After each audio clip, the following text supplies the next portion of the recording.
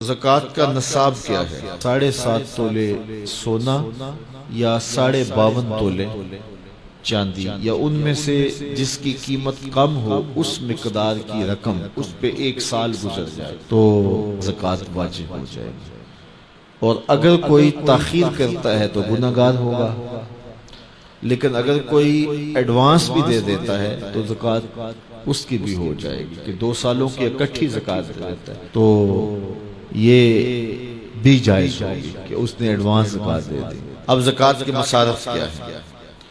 زکوٰۃ کے مصارف جو ہیں وہ 8 ہیں۔ فقیر کو زکوٰۃ دی جائے گی۔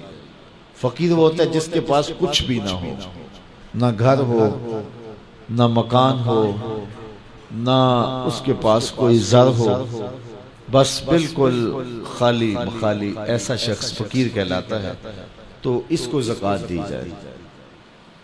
دوسرا مصرف مسکین ہے۔ مسکین ایسے شخص کو کہتے ہیں کہ جس کے پاس اپنا ذاتی گھر تو ہے اور تھوڑا بہت کام کاروبار بھی ہے، بچوں کی روٹی روزی بھی چلتی ہے، لیکن اس کے پاس اتنے پیسے جمع نہیں ہوئے کہ وہ نصاب کی ملک تک پہنچے، یعنی 7.5 تولے سونا یا 52.5 تولے چاندی، یا ان دونوں میں سے کسی ایک کی قیمت اس کے پاس نہیں ہے، تو وہ مسکین کہلائے گا، تو وہ بھی زکوٰۃ کا مستحق ہے۔ تیسرا رقاب، یعنی غلام کو آزاد کرنے کے لیے اس کو زکوٰۃ دی جا سکتی ہے تاکہ وہ اپنی قیمت دے کر کے اپنے آقا سے اپنی جان چھڑا لے۔ اور چوتھا غارم۔ غارم وہ ہے جو قرضے تلے دب گیا ہے اور اس کے پاس قرضہ اتارنے کے لیے کچھ نہیں ہے، تو اس مقروض کا قرض اتارنے کے لیے اس کو زکوٰۃ دی جا سکتی ہے۔ 5واں شخص فی سبیل اللہ۔ فی سبیل اللہ وہ شخص ہے کہ جو اللہ کی راہ میں نکلا ہوا ہے، جو مدارس دینیہ کے طلبہ ہیں وہ بھی زمرے میں آتے ہیں، ان کو زکوٰۃ دی جا سکتی ہے۔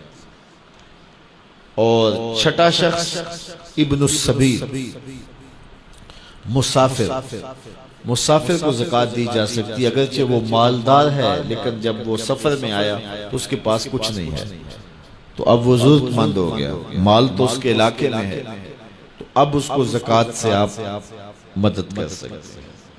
اور 7واں مصرف عامل، جو حکومت کی طرف سے زکوٰۃ اکٹھی کرنے پہ مامور ہو، تو باقاعدہ اس کی تنخواہ بھی زکوٰۃ کی رقم سے دی جائے گی۔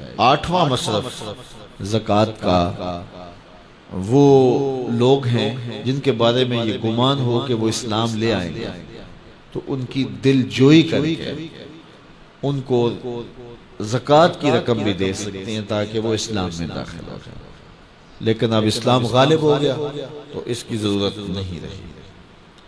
اللہ اکبر۔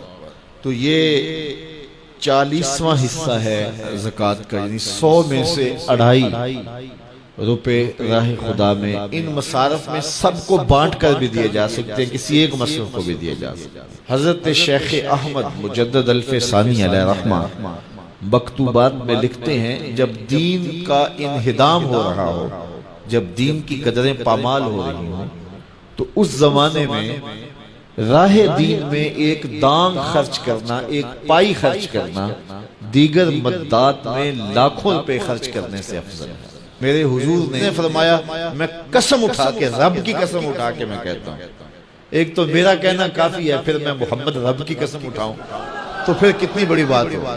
فرمایا، میں محمد رب کی قسم اٹھا کے کہتا ہوں کہ صدقے سے مال کم نہیں ہوتا۔ تمہارا اکاؤنٹنٹ کہتا ہے کہ اتنے کم ہو گئے، تمہارا کیلکولیٹر حساب دیتا ہے کہ اتنے کم ہو گئے، لیکن تمہارا رسول کہتا ہے قسم ہے نہیں کم ہوں گے۔ اب جس نے تجربہ کرنا ہو وہ تجربہ کر کے دیکھ لے، خدا کی راہ میں دیا گیا کبھی بھی کم نہیں ہوتا، صدقے سے مال بڑھتا ہے، مال میں اضافہ ہوتا ہے، مال میں برکت ہوتی ہے۔ اس لیے اللہ کی راہ میں خرچ کرو، نفلی طور پر بھی خرچ کرو۔